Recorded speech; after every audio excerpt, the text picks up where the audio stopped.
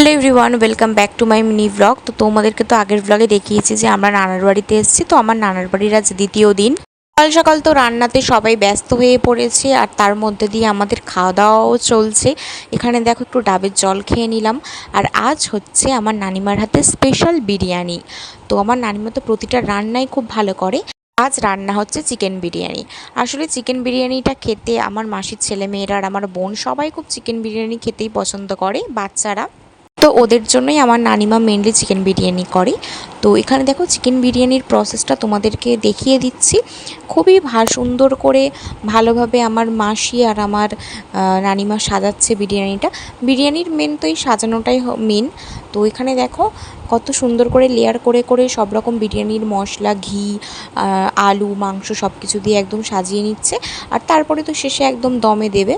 আর আজ কিন্তু বিরিয়ানিটা হচ্ছে মাটির উনানে, আর এইভাবে যদি বিরিয়ানিটা করা যায় এর স্বাদ কিন্তু আরও দ্বিগুণ হয়ে যায়। তো দেখো এরপর তো কিছুক্ষণের জন্য দমে রেখে দিল। আর এর মধ্যে তো আমার নানার বাড়িতে আমার বর চলে এসেছে, আজকে ওর নেমন্তন্ন ছিল, নানিমা নেমন্তন্ন করেছিল। তো চলো এরপর তো গরম গরম বিরিয়ানি সার্ভ করছে নানিমা। আর আমরা সব ভাই বোনরা একসঙ্গে বসে আজ খেয়েছি। আগের দিন আমরা সবাই একসঙ্গে বসে খেয়েছি, আর আজও। আর এরকমভাবে একসাথে বসে খেতে আর সবাই মিলে একসঙ্গে থাকতে কিন্তু অনেক মজা হয়। বিরিয়ানিটা খাওয়ার পর আমার বোন সারা, রাহিল কি বললো তোমরা সেটাই দেখো। বিরিয়ানি তো নিচে খেয়ে নিয়েছি, এবারে সবার কাছে রিভিউ নেবো কেমন কি বলে। আচ্ছা, সানিয়ার নানি বিরিয়ানি করেছিল, কেমন আছে বিরিয়ানি বলো?